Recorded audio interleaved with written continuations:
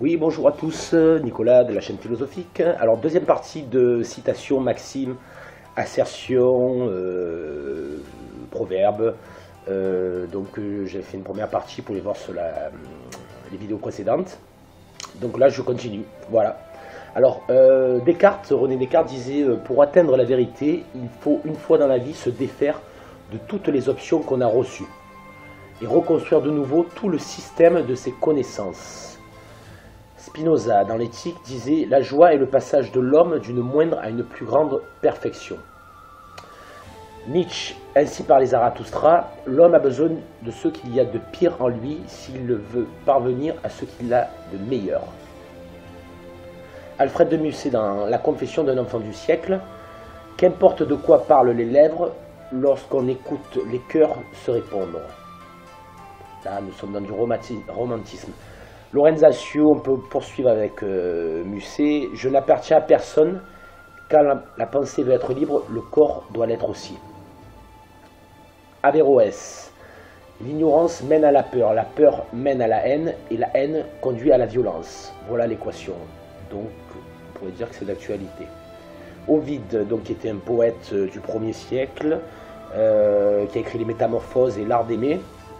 Excellent poète. Peut-être que je ferai justement une vidéo sur lui prochainement. C'était une petite parenthèse. Ovide, donc, tant que tu seras heureux, tu compteras beaucoup d'amis. Que le ciel s'obscurcisse et tu seras seul. Arthur Schopenhauer, aphorisme sur la sagesse dans la vie. La solitude offre à l'homme intellectuellement haut placé un double avantage. Le premier d'être avec soi-même et le second de n'être pas avec les autres. Toujours Schopenhauer. De la morale.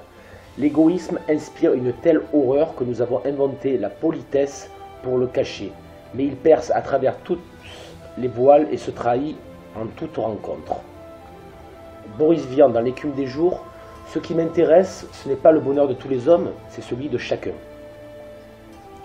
Homère, alors je ne sais pas si c'est dans l'Iliade ou l'Odyssée, mais je vais vous la citer quand même. Rien n'est plus admirable qu'un mari et une femme qui portent le même regard sur le monde, déconcertant ainsi leurs ennemis et enchantant leurs amis. Dans la poétique homérienne. Cicéron, c'est le propre de l'homme de se tromper, seul l'insensé persiste dans son erreur.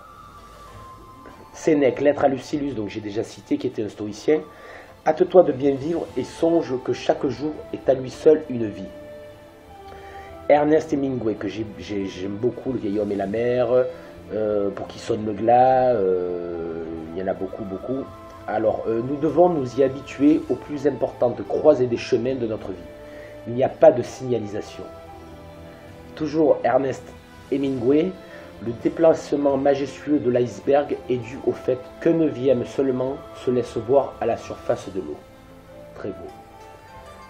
Blaise Pascal, dont discours sur les passions de l'amour. Ainsi s'écoule toute la vie. On cherche le repos en combattant quelques obstacles, et si on les a surmontés, le repos devient insupportable. Napoléon Bonaparte, la bonne politique est de faire croire au peuple qu'ils sont libres. C'est un petit peu la démagogie. Toujours Napoléon Bonaparte, donc premier. Une belle femme plaît aux yeux. Une bonne femme plaît au cœur, l'une est un bijou, l'autre un trésor. Peut-être que c'était pour Joséphine de Beauharnais, je ne sais pas. Une belle femme plaît aux yeux, une bonne femme plaît au cœur. L'une est un bijou, l'autre un trésor. Alors, Marivaux, bien écouter, c'est presque répondre. Il disait ça dans Le Paysan parvenu. Jacques Prévert, donc là on est dans de la poésie, dans Phaedrus. Il y a un petit côté surréalisme aussi dans certains écrits de Prévert. S'il n'y avait que 7 merveilles du monde sur la terre, cela ne vaudrait pas la peine d'y aller boire. Diderot dans le Salon. Tout s'anéantit, tout périt, tout passe. Il n'y a que le monde qui reste, il n'y a que le temps qui dure. D'Alembert, Encyclopédie. Toute musique qui ne peint rien n'est que du bruit.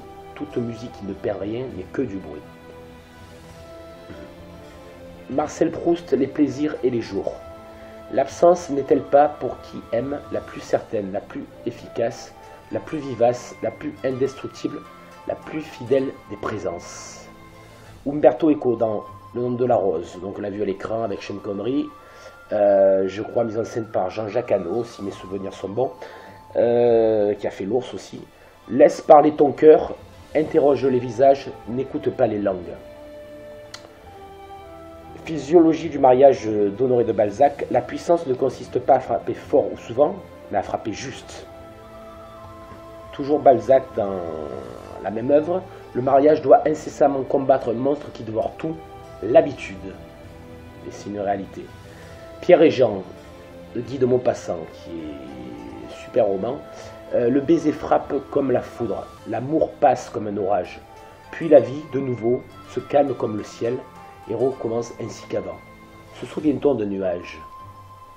Flaubert dans Madame de Bovary. Un infini de passion peut tenir dans une minute. Louis Pasteur.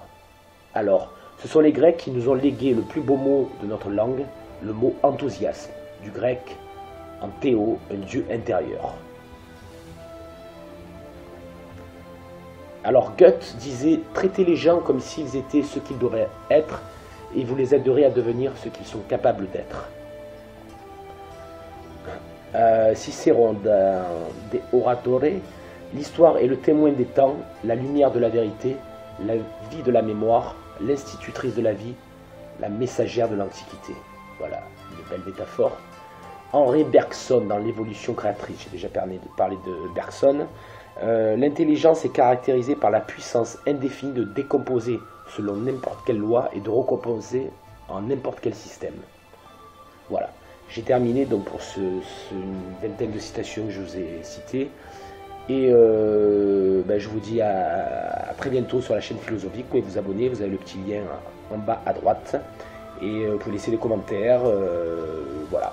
Je vous dis à très bientôt sur la chaîne Philosophique. C'était Nicolas. Merci, au revoir.